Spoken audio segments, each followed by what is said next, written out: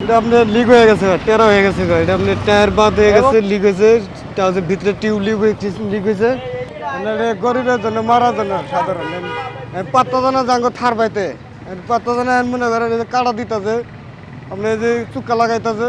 এটা আপনি রিক্সাতে যাবো আপনার 100 টাকা, সময় যাবো 1 ঘন্টা।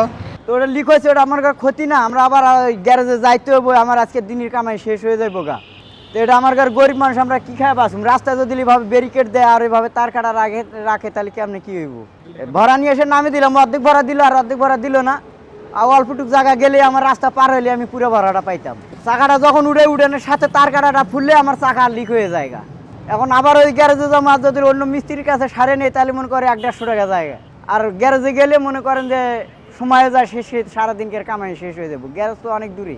গুলিস্তান থেকে আসছি, গুলিস্তান থেকে আসার পথে আমি 150 টাকার ক্যাব 80 টাকা দিয়ে চলে যাচ্ছি। এখানে রিক্সা গেলে টায়ার নষ্ট হয়ে যায়। না না, এটা ঝুঁকিপূর্ণ। তো এটা আমার টায়ারটা নষ্ট হলে আমার ইনকাম নষ্ট হয়ে যাবে।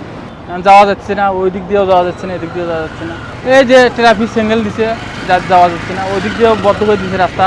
এই যে টেপার দেওয়ার পরে এটা টায়ারের ক্ষতি, টিউবের ক্ষতি, যে চালায় তার ক্ষতি। হ্যাঁ, চাকা লিক হচ্ছে, অবশ্যই লিক হবে। যাওয়া যাচ্ছে না, যাত্রীদের অসুবিধা হচ্ছে। মোটামুটি কার্যকর হচ্ছে।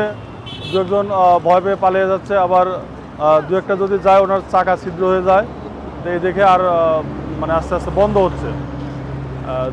2-3 দিন হলো চালু হয়েছে, আশা করি কিছুদিন গেলে এটা পুরোপুরি একটা নির্মূলে আসবে।